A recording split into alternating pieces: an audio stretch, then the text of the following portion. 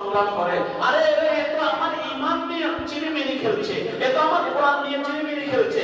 আমার কোরআনে আল্লাহ বলে কুল আউযু বিরাব্বিন নাস। নবী আপনি মানুষের অনিষ্ট থেকে আল্লাহর কাছে পানাহ চান।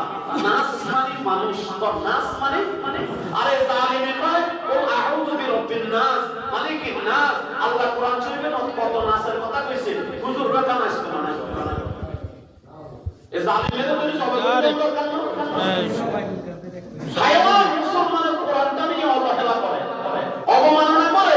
আর এই জায়গায় আমাদের মুসলমানেরা, মুসলমান নামধারী কিছু নেতারা ওই হুজুররা এগুলোর বিরুদ্ধে সংগ্রাম কেন করে? বাউল আমাদের দেশে যুবকদেরকে কি করে সান্ত্বনা দেয়। কত বড় জালিম বিপদ! সতর্ক উম্মত, সতর্ক।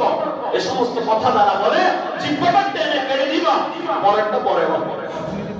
আল্লাহ কোরআন দিয়ে কেউ এমন কথা বললে সরাসরি শাস্তি জিহ্বা কেটে দিবে। আমার কোরআন দিয়ে অবমাননা করা সাহস পৃথিবীতে কিভাবে হয়? একমাত্র মুসলমানরা চুপ থাকার কারণে। কথাটা ঠিক কিনা? আল্লাহ আমাদেরকে বুঝার তৌফিক দেন। গান বাদ্য হারাম। আমার সাথে বলেন গান বাদ্য আরো জোরে। এই গুনাহ করেন সেটা অন্য কথা, কিন্তু গুনাহকে গুনাহ মনে করেন, গুনাহকে কেউ গুনাহ মনে না করলে তো ঈমান থাকবে। কথা বলেন, গুনাহকে গুনাহ মনে না করলে ঈমান থাকবে না। আপনি গুনাহ করেন, সেটা অনুতপ্ত হয়েছেন, আল্লাহ ক্ষমা করবেন।